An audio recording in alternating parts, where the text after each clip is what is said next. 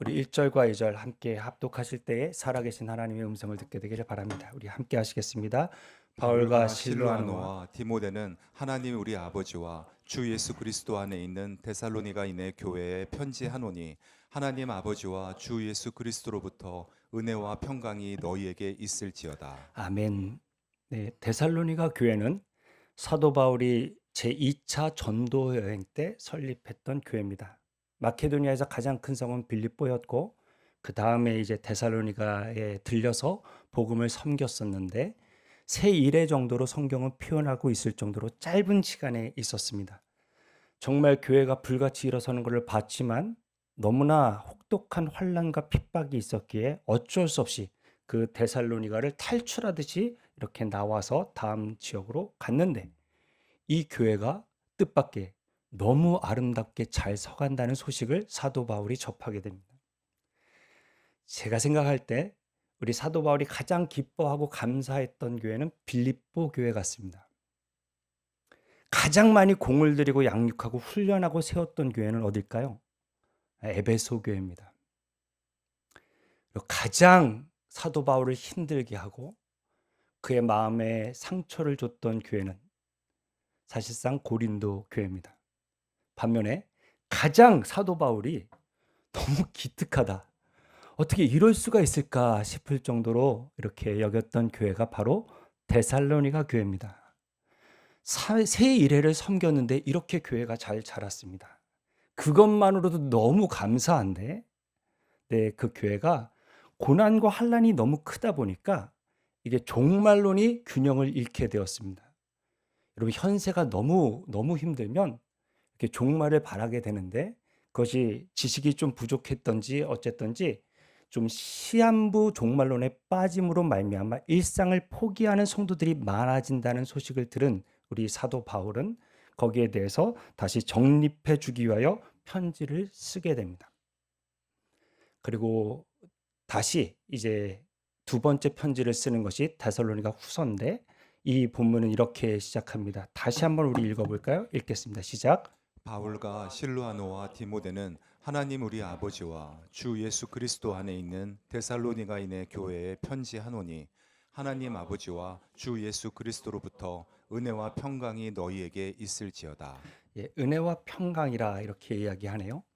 우리 데살로니가 전서를 봤을 때 제가 우리 민혁 형제도 하나님을 아버지라 부르고 저도 아버지라 부른다. 그래서 우리가 다 형제요 자매이다 이렇게 말씀을 드렸어요. 그 우리 아버지 그리고 예수 그리스도 안에 있는 지역에 있는 데살로니가 지역에 있는 교회에 편지했다 하면서 사도 바울이 은혜와 평강, 카리스와 샬롬에 대해서 이야기합니다. 이거는 단순히 문안이 아니에요. 헬라적 표현, 히브리적 표현을 다 섞어가면서 그가 은혜에 대해서 이야기하고 있습니다. 교인이라면 하나님의 자녀라면 은혜를 알아야 될 줄로 믿습니다. 특별히 우리 교회의 이름이 그레이스, 은혜교회입니다. 은혜가 뭐냐고 제가 늘 여쭤보는데 속 시원하게 답을 해주지를 않아서 계속 반복합니다. 은혜가 뭐예요? 은혜는 무자각하고 무능력한 사람에게 조건 없이 베풀어지는 호의라 그랬습니다. 사랑하는 여러분, 하나님이 나를 예정하시고 부르신 것이 은혜인 줄로 믿습니다. 예수 그리스도께서 성육신 하신 것이 은혜인 줄로 믿습니다. 저와 여러분이 당해야 될 그 수치와 십자가의 참혹한 형벌을 대신 지어 주신 것이 은혜인 줄로 믿습니다. 장사된 지 사흘 만에 사망을 깨뜨리시고 부활의 첫 열매가 되어 주신 것도 은혜인 줄로 믿습니다. 부활 승천하시고 보좌 옆에 자정하사 지금도 우리를 통치하고 다스리시는 것이 모든 것이 다 은혜인 줄로 믿습니다. 이 은혜를 아는 사람에게 주어지는 열매가 평강입니다. 이 평강은 여러분 환난이 없거나 핍박이 없거나 고난이 없다는 것을 의미하지 않습니다. 이제 우리에게 주어진 평강은 사람이 다 어디서부터 와서 무엇 때문에 살며 어디로 가는지 알지 못하고 방황하는 그 인생들. 하나님과 완전히 원수가 되어 죄로 말미암아 죽을 수밖에 없는 그 길을 걷는 인생들에서 완전히 주님과 화목해 되는 그 관계성 안에 들어온 평강이라 말입니다. 은혜가 있는 사람에게는 반드시 평강이 주어집니다. 은혜와 평강의 사람들이 다 되시기를 축복합니다. 이것이 교회의 기초입니다. 이 은혜와 평강 위에 모든 것이 서야 되는 것입니다. 혹시 은혜를 이제 점점 희미하게 바라보고 계시는 분이 있다면, 지금 마음속에 평강을 누리지 못하시는 우리 성도님이 있다면, 오늘 이 예배가 은혜와 평강을 회복하는 기적이 있기를 축복합니다. 여러분, 이 데살로니가 후서는 전서에 비해서는 굉장히 조직적입니다. 그러니까 전서에 제가 생각하기에 이 기특한 교회의 소식을 딱 들었는데 어려움을 당한다는 그 마음을 딱 듣자마자 사도 바울이 정신없이 편지를 쓰기 시작했던 것 같습니다. 그래서 데살로니가 전서는 어떠한 구조를 찾기가 참 어려운 서신입니다. 거기 반면에 3개월 만에 다시 보냈던 이 편지는 굉장히 구조적으로 정확하고 메시지가 분명합니다. 1장에는 환난에 대해서, 2장에는 거짓 가르침에 대해서, 3장에는 게으름에 대해서, 교회를 공격하고 있는 지금 환난, 거짓 가르침, 이 게으름에 대해서 분명한 답을 제시하고 매장 끝부분에 사도 바울의 기도로서 딱딱딱딱 마무리하고 매짐을 하면서 이 서신을 전개해 나갑니다. 전서를 쓴 지 3개월 만에 이 편지를 다시 씁니다. 여러분, 지금은 우리가 카톡을 주고받고 편지에 대해서 이렇게 개념이 별로 불분명하지만, 여러분, 이 당시의 편지는 양피지에 적었습니다. 값이 쌌을까요? 비쌌을까요? 양피지에 기록하면 그것이 오래 걸렸을까요? 수월하게 금방금방 적혔을까요? 3개월 후에 이 서신을 데살로니가 받았다는 이야기는 아마 서신을 보내자마자 다시 편지를 들었을 것입니다. 그러니까 엄청난 시간과 정성과 비용을 치르고서도 또 사도 바울이 편지를 보냈네. 이 편지의 후서를 대하면서 데살로니가 교인들은 이게 왜 또 이렇게 벌써 또 편지를 보내셨지?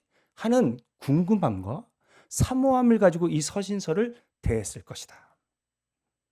그래서 우리가 이 10월 달에 환난을 당한 사람들에게, 거짓 가르침에 빠진 사람들에게, 게으름에 들어간 사람들을 어떻게 사도 바울이 위로하고 권면하고 세워나갔는가를 바라보면서 이렇게 은혜를 나누는 10월 한 달이 되었으면 좋겠습니다. 3절입니다. 같이 읽어봅니다. 시작. 형제들아, 우리가 너희를 위하여 항상 하나님께 감사할지니 이것이 당연함은 너희의 믿음이 더욱 자라고 너희가 다 각기 서로 사랑함이 풍성함이니. 지금 종말론이 잘못됐고 환난에 흔들리고 또 여러 가지 위기에 빠져 있는 교회에 얼마나 마음이 애달팠으면, 마음이 급했으면 편지를 들었을까요? 그런데 분명히 여러분, 은혜와 평강에 대해서 말씀하고 인사하고 바로 하나님께 감사합니다. 사랑하는 여러분, 느낄감 고마울 사자, 감사. 이 감사는 은혜를 아는 사람이 할 수 있는 감사입니다. 내 마음에 평강이 누려진 사람이 할 수 있는 것이 감사입니다. 아무리 급해도, 내가 하고 싶은 말이 많아도 제일 먼저 보다 감사다. 우리 사랑하는 교회의 대표 기도자들, 여러분, 기도문은 제일 처음에 감사합니다. 나의 상황과 환경과 상관없이 하나님에 대한 감사로 시작하는 것이 기도입니다. 우리 오후 기도회든 우리 리더십 회의의 모임의 기도회든 제일 먼저 우리가 하나님 앞에 나아갈 때는 뭐다? 감사다. 어떤 상황과 환경과 기도의 응답으로 인해 내가 생각할 때 좋은 일 있을 때 하는 감사가 아니라 은혜와 평강을 소유한 사람으로서의 감사라는 것을 기억해 주셨으면 좋겠어요. 우리 교회에 이제 입원을 앞둔 우리 교우도 계시고 또 지금 병원에 부모님이 계신 우리 교우들도 계십니다. 그럼 병에 걸려도 감사할 수 있습니다. 이날 이때까지 건강을 주신 하나님께 감사할 수 있습니다. 여러분, 제가 추석 전후로 병원에 갔는데요. 주차장에 차를 못 세워요. 편찮으신 분들이 너무 많아서. 예약을 9시에 했는데 10시 반이 돼서 진료에 간신히 들어갔습니다. 여러분, 이날 이때까지 건강을 주신 것이 얼마나 감사합니까? 이 많은 교회에 기도와 사랑을 받으면서 입원할 수 있는 것도 얼마나 감사합니까? 형편이 돼서 좋은 병원에서 입원하고 치료받을 수 있어 얼마나 감사합니까? 의사를 통하여 절망적인 소식이 아니라 소망이 있는 이야기를 듣는 것이 얼마나 감사합니까? 또 수술이 잘 되면, 세상 말로 잘 되면 정말 하나님께서 주신 기회와 시간을 가지고 더 뛸 수 있고, 또 세상 말로 잘 안 되면 그렇게 사랑하는 주님의 얼굴을 볼 수 있는 소망 가운데 치료를 받게 하시니 얼마나 감사합니까?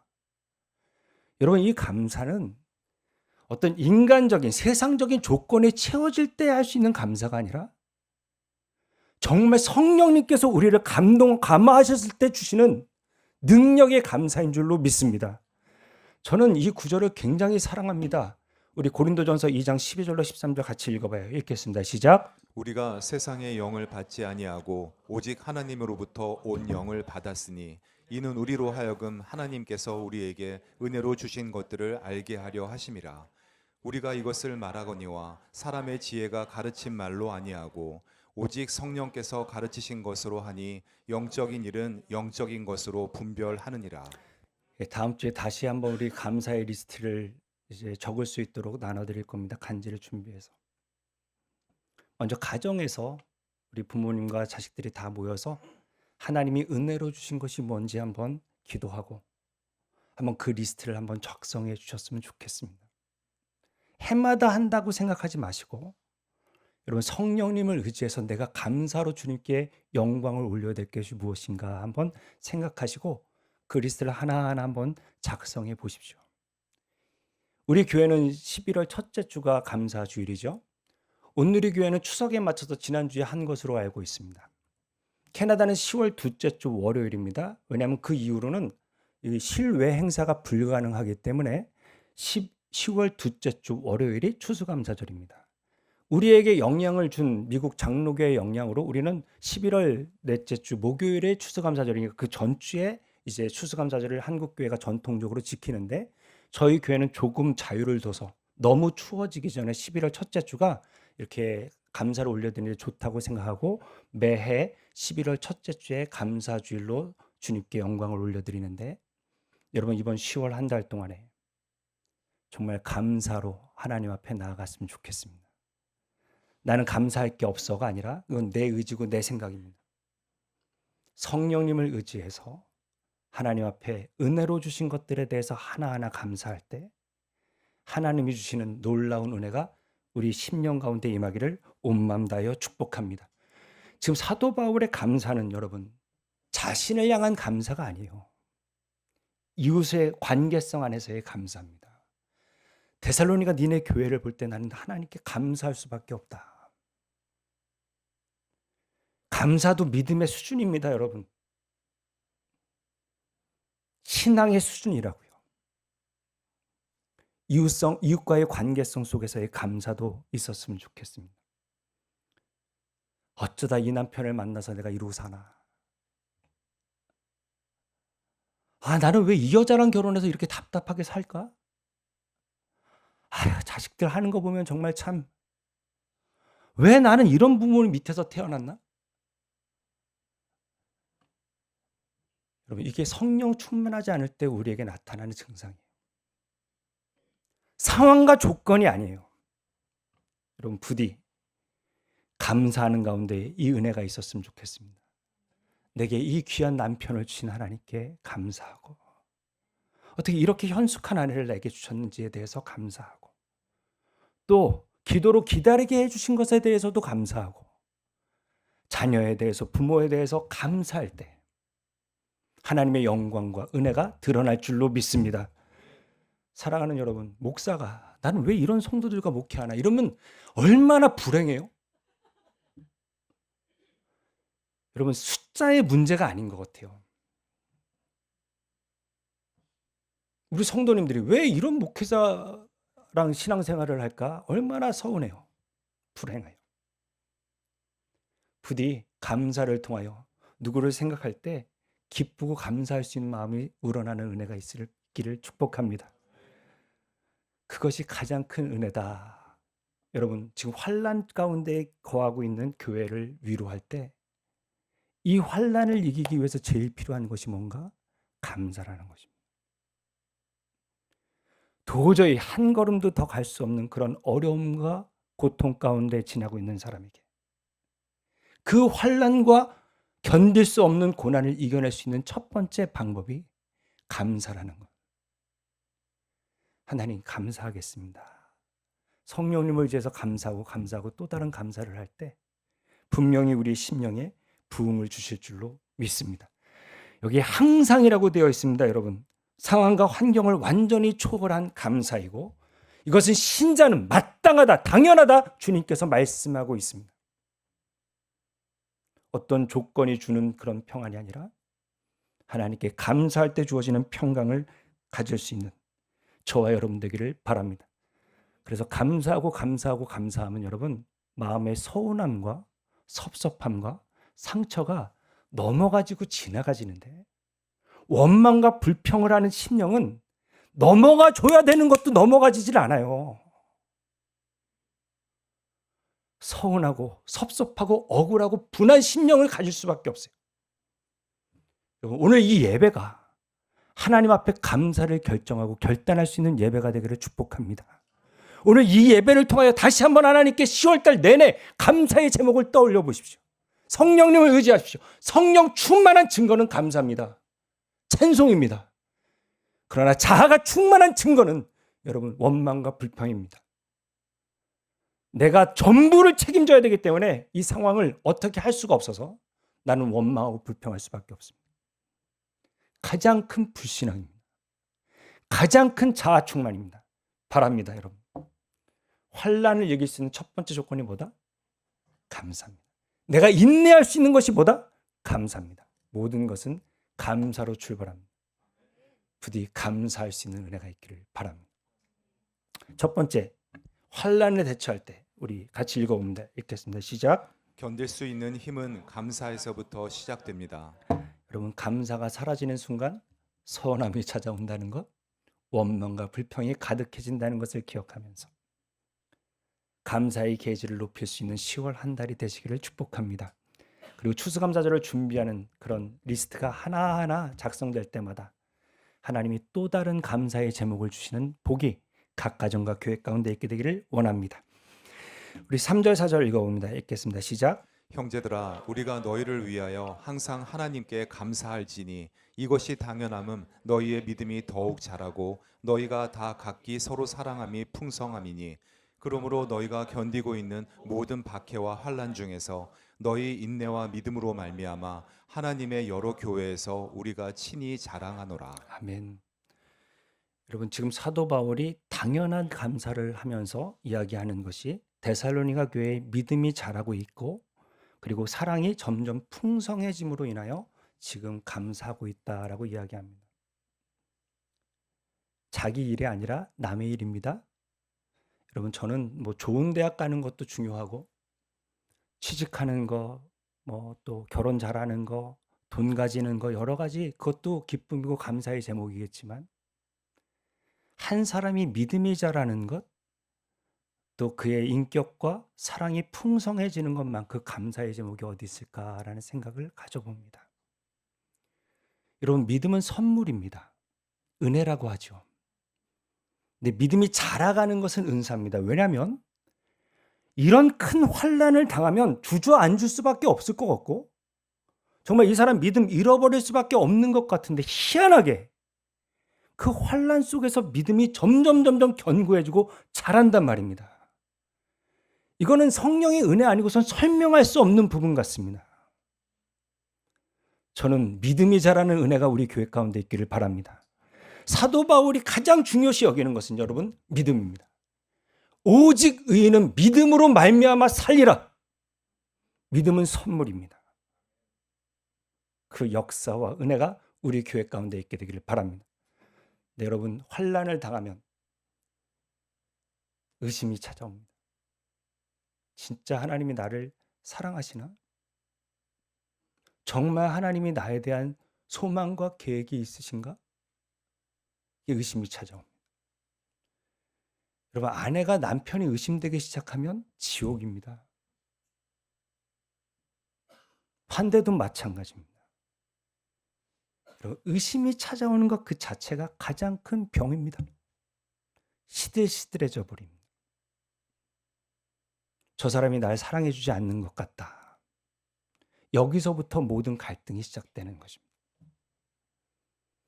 부디 믿음이 자라는, 하나님에 대한 믿음이 자라가고 형제와 자매와 가족에 대한 믿음이 자라갈 수 있는 저와 여러분 다 되시기를 바랍니다. 그 다음 사랑이 풍성해진다는데, 여러분, 이 사랑은 자기중심적인 사랑이 아닙니다. 세상 사람도 유능한 사람, 나한테 잘하는 사람, 말이 통하는 사람은 다 사랑합니다. 나와 생각이 다르고 또 내 의견에 잘 동의해 주지 않고 그런 사람들까지 사랑할 수 있는 능력은 우리 인간에겐 전혀 없습니다. 사랑은 은사요, 하나님이 부어주셔야 되는 것입니다. 저와 여러분에게 하나님이 사랑을 부어주시는 은혜가 있기를 바랍니다.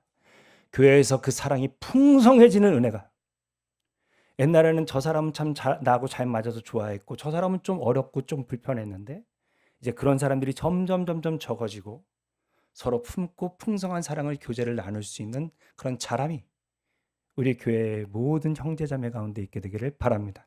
왜냐하면 예수님이 이렇게 얘기하셨습니다. 같이 읽어볼까요? 시작. 새 계명을 너희에게 주노니 서로 사랑하라. 내가 너희를 사랑한 것 같이 너희도 서로 사랑하라. 너희가 서로 사랑하면 이로써 모든 사람이 너희가 내 제자인 줄 알리라. 세상 사람들도 사랑한다는 거 아닙니까? 나랑 잘 맞는 사람은, 나를 인정해주고 잘 따라와주는 사람은, 뭔가 좀 핀트가 안 맞고 대화가 잘 안 되고 불편한 사람들까지 그리스도가 사랑하기 때문에, 뿌리가 십자가 사랑 안에 있기 때문에 우리는 교회 안에서 서로 사랑해야 될 줄로 믿습니다.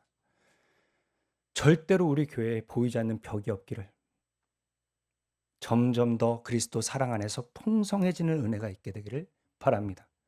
사도 바울은 그것을 인정해 줬습니다. 야, 이 환난 가운데 너희들은 지금 믿음이 자라고 있고 사랑이 풍성해지고 있다라는 것을 인정해 주고 또 이렇게 이야기하죠. 5절 다시 한번 읽어봅니다. 시작. 이는 하나님의 공의로운 심판의 표요 너희로 하여금 하나님의 나라에 합당한 자로 여김을 받게 하려 함이니 그 나라를 위하여 너희가 또한 고난을 받느니라. 너희가 지금 받고 있는 이 환난과 고난이 너희들의 죄 때문이나 너희들의 부족함 때문이 결단코 아니다. 이 모든 고난이 하나님 나라에 합당한 자로 여김받았기 때문에 있는 고난이고 그 나라를 위하여 받게 되는 고난인 것을 내가 안다라고 이 데살로니가 교회를 위로하고 격려하고 있습니다. 너희들이 믿음이 자라고 사랑이 풍성해진다는 인정과 또 지금 이 고난을 너희가 받고 있는 이유는 너의 부족함이나 너의 죄 때문이나 이런 것이 아니라 하나님 나라 위해서 그 나라에 합당한 사람으로 여김받기 위해서 있는 고난이니까 잘하고 있다고 격려하고 있는 것입니다. 여러분, 성경의 위대한 인물 중에, 아니 성경뿐만 아니라 기독교 역사에 하나님께 쓰임받은 인물 중에 고난이 없는 인물이 있어요, 여러분? 있으면 좀 알려주세요. 여러분, 우리 구약의 요셉을 한번 생각해 봐요. 자기 형제가 죽이려고 밀었습니다. 웅덩이에. 물이 없어서 살았다고 성경이 이야기하고 있습니다. 거기서 살려달라고 애걸복걸했습니다. 위에서 형들이 밥을 먹으며 히덕거렸습니다. 그리고 미디안 상인이 지나갈 때 자신을 은 20냥을 받고 팔아버렸습니다. 팔면은 죽음보다 못한 노예의 인생이 자기 때만이 아니라 자자손손 노예로 살아야 되는 인생이 펼쳐지는 것을 알면서도 우리 형님은 자신을 팔았습니다. 그런데도 마음을 지키고 열심히 생활했는데 이번에는 강간 미수범으로 누명을 쓰고 감옥에 갇힙니다. 시편 105편에 나의 발은 착고에 매었고 내 영혼은 화살에 꿰뚫어졌다라고 요셉이 고백하는 것으로 봐서 그의 하루하루가 얼마나 고통스러웠는지 짐작해 봅니다. 그 하루하루가 지나면서 그가 형제들을 용서할 뿐만 아니라 판 게 아니라 나를 앞서 주님이 보내셨다고 고백하며 온 나라를 살리는데 쓰임 받게 되죠. 여러분, 모세는 왕궁에서 태어나기는 딴 데서 태어났죠. 왕궁에서 자랐습니다.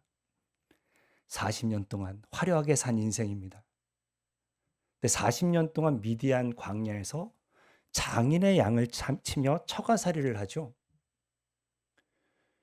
여러분, 보리가 서말이면 처가살이 안 한다는 말 되겠습니다. 40년입니다. 이번에 캄보디아 선교 가는데 한번 가보십시오. 감사가 터져 나올걸? 거기에서 40년 살라 그러면 아마 못 살 것입니다. 지금 캄보디아도 견디기 어려울 텐데 미디안 광야, 그 모세의 하루가 얼마나 길었을까요?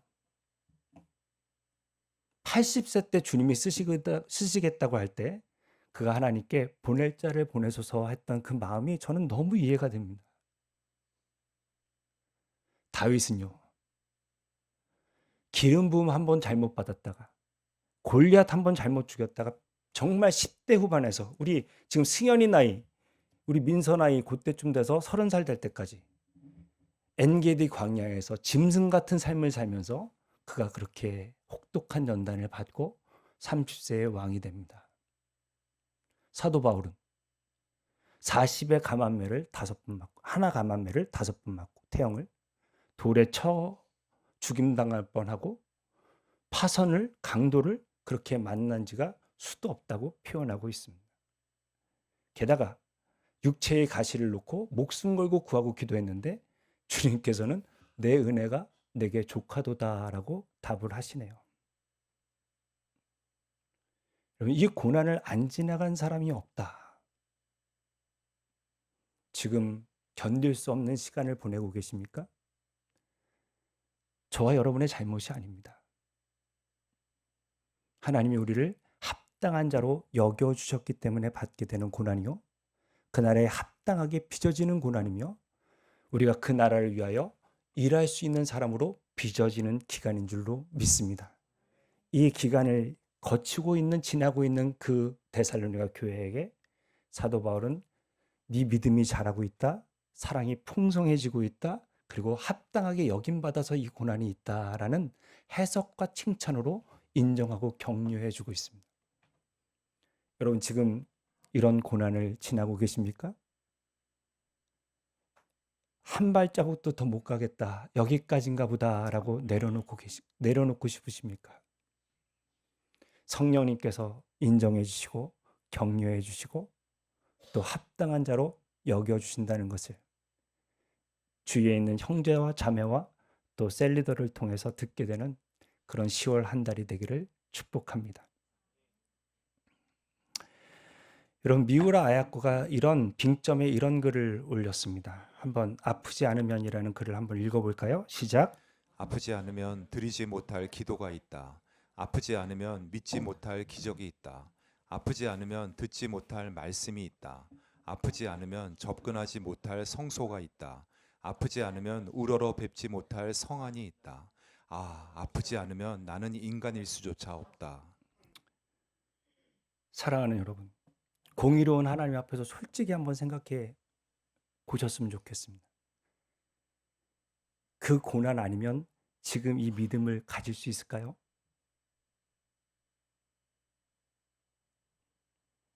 이 환난과 핍박과 실패가 아니면 이만한 믿음을 지키며 살 수 있을까요? 이렇게 어려워도 이렇게 교만하고 이렇게 판단하고 이렇게 정죄하는데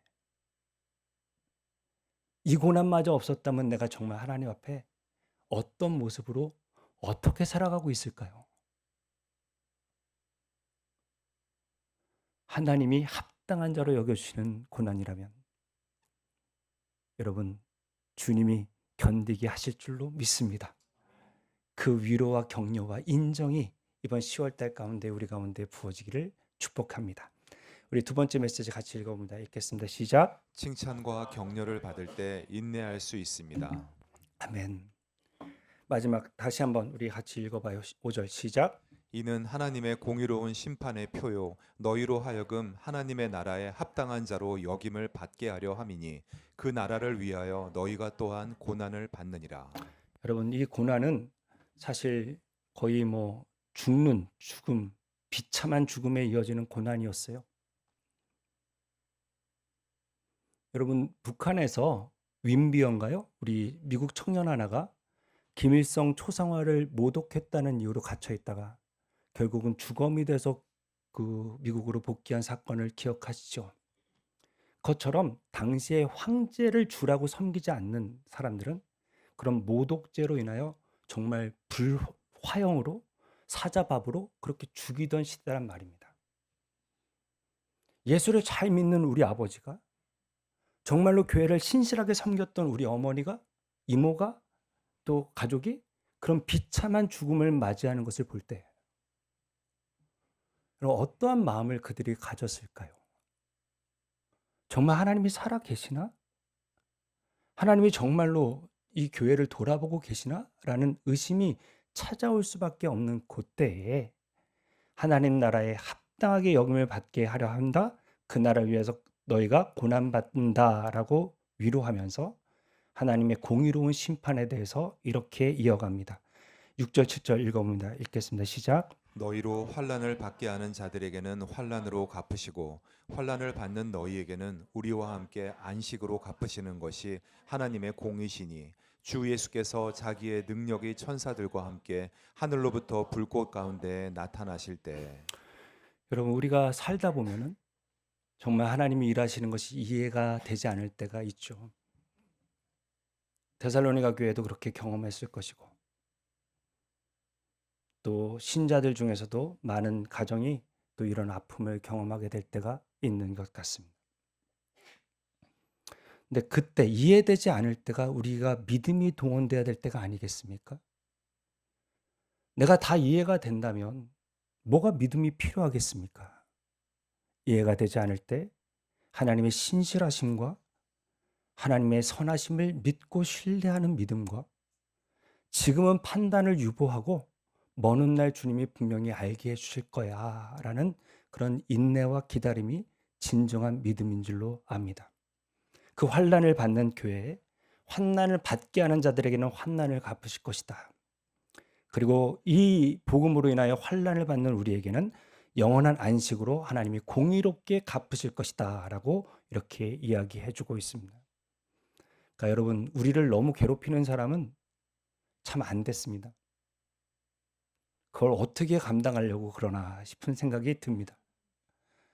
우리 주님께서 이렇게 이야기하셨죠. 같이 읽어봐요. 읽겠습니다. 시작. 예수께서 돌이켜 그들을 향하여 이르시되 예루살렘의 딸들아 나를 위하여 울지 말고 너희와 너희 자녀를 위하여 울라.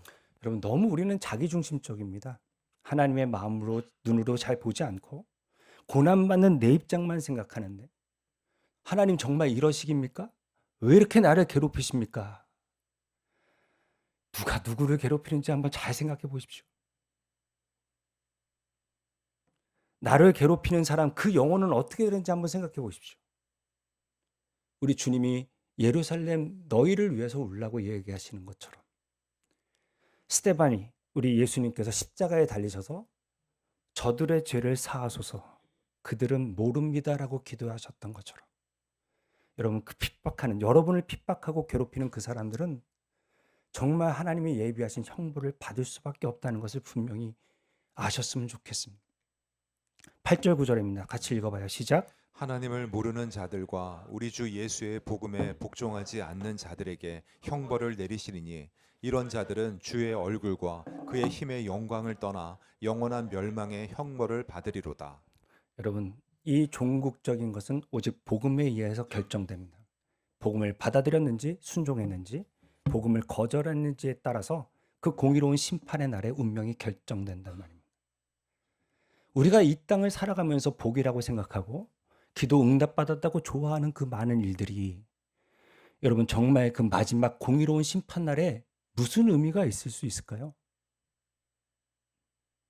우리가 정말 참담하다고 생각하는 일들은 그날에 어떤 의미가 또 있을까요? 여러분 보시기에 왼쪽에 있는 사람은 휘튼 칼리지를 나왔고 29세에 순교한 짐 엘리엇이라는 사람입니다. 그의 스토리를 End of the Spear, 그러니까 창끝의 복음이라는 영화로 나왔죠. 그가 휘튼 칼리지면 우리나라 스카이 대학이랑 비교할 수 없는 그런 좋은 대학입니다. 거기에 나와서 결혼한 지 2년 7개월 만에 10개월 둔 딸아이를 두고 동료 4명의 선교사 5명이 아우카족이라는 에콰도르의 가장 아마존 밀림 속에 있는 식인종들을 섬기러 들어가서 열심히 복음을 전했습니다. 근데 이 식인종, 무서운 식인종 부족은 이렇게 배신하는 것을 덕목으로 알았던 그런 문화가 있었던 모양입니다. 한 3개월 동안 잘 지내다가 이 5명의 선교사를 갈기갈기 찢어 죽였습니다. 그때 미국의 가장 유명한 저널에서 신문에서 한 기자가 What a waste. 이런 낭비가 어디 있어 도대체. 이 유능한 재능 있는 사람들이 이렇게 허무하게 죽어서 되겠느냐 이렇게 얘기했을 때 그의 아내 엘리자베스 엘리엇이 남편의 일기장에 있는 한 문구를 기자에게 보냅니다. 영원한 것을 얻기 위하여 영원하지 않은 것을 버리는 사람은 결코 바보가 아닙니다. 이 10달 된 딸아이를 둔 아내는 어떻게 했을까요? 그는 3년 동안 정글에서 살아남는 훈련을 받고 딸 아이와 남편을, 애 아버지를 죽인 그 부족으로 다시 들어갑니다.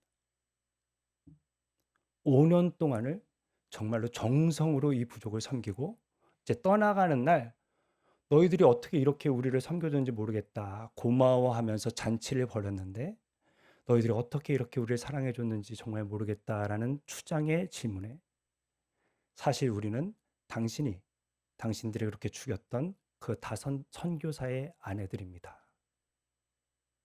라는 이야기를 들은 그 부족이 얼마나 놀랬겠어요, 여러분.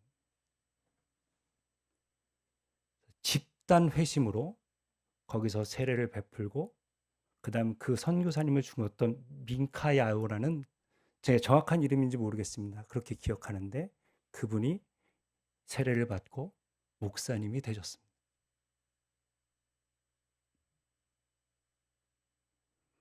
여러분 세상의 눈으로 나이 30도 되기 전에 10달 딸 아이를 두고 가야 되는 그 낭비.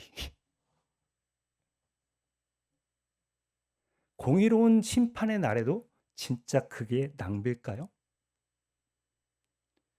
우리 짐 엘리엇과 그를 죽였던 목사님이 천국에서 만나는 그날. 그때도 낭비일까요? 우리가 비극이라 생각하고 우리가 복이라고 생각했던 그 모든 것들의 실체는 하나님의 공의로운 심판날 명백히 드러날 것입니다. 사도 바울은 이렇게 기도하며 마무리합니다. 우리 10절로 12절 같이 읽어봅니다. 읽겠습니다. 시작. 그날에 그가 강림하사 그의 성도들에게서 영광을 받으시고 모든 믿는 자들에게서 놀랍게 여김을 얻으시리니 이는 우리의 증거가 너희에게 믿어졌음이라. 이러므로 우리도 항상 너희를 위하여 기도함은 우리 하나님이 너희를 그 부르심에 합당한 자로 여기시고 모든 선을 기뻐함과 믿음의 역사를 능력으로 이루게 하시고 우리 하나님과 주 예수 그리스도의 은혜대로 우리 주 예수의 이름이 너희 가운데서 영광을 받으시고 너희도 그 안에서 영광을 받게 하려 함이라. 아멘. 아멘입니다. 바울의 중보기도입니다. 항상 너희를 위하여 기도하는 것은 너희를 그 부르심에 합당한 자로 여기셨다. 모든 선을 기뻐함과 믿음의 역사를 능력으로 이루게 하신다. 여러분 나의 나된 것이 다 은혜요. 누군가는 나를 위하여 기도하는 열매라는 것을 잊지 않았으면 좋겠습니다. 아멘이십니까? 부르심이 합당한 자. 여러분 하나님을 섬기는 자에게 안식으로 갚으시고 복음을 거절한 사람에게 형벌로 내리시는 그 하나님의 공의를 믿는다면, 그 부르심을 우리가 합당한 자로 여긴다면 우리는 전도 안 하면 안 됩니다. 나의 사랑하는 가족이, 나랑 같이 밥 먹고 일하는 코워커들, 내 같은 직장 동료들이 하나님을 모르면 어떻게 되는지를 분명히 알면서도 여러분 합당하지 않게 사는 것입니다. 전도 안 하는 것은. 부디 그 부르심에 합당한 자로 여겨주시는 하나님의 은혜가 있기를 바라고, 믿음의 역사, 여기는 히스토리가 아니라 워크입니다. 하나님이 일을 일으키시는 능력으로 이루게 하신다. 그러니까 셀리더를 자기 힘으로 능으로 하지 않았으면 좋겠어요. 성령의 능력으로 그 사명을 감당할 수 있는 은혜가 있기를 바랍니다. 목회자인 저도 설교를 할 때 성령의 능력으로 할 수 있도록 중보해 주셨으면 좋겠습니다. 우리 찬양팀을 위하여 기도해 주셨으면 좋겠습니다. 이 찬양이 성령의 능력으로 감당할 수 있는 찬양팀이 되게 하십시오 라고 기도할 수 있는 은혜가 있기를 바랍니다. 우리 선교팀을 위해서도 성령의 능력으로 잘 섬기고 올 수 있도록 기도해 주시기를 부탁드립니다. 우리 주 예수의 이름이 너희 가운데서 영광을 받으시고, 여러분 내 영광으로 일하는 사람은 늘 넘어집니다. 늘 실망합니다. 늘 상처받습니다.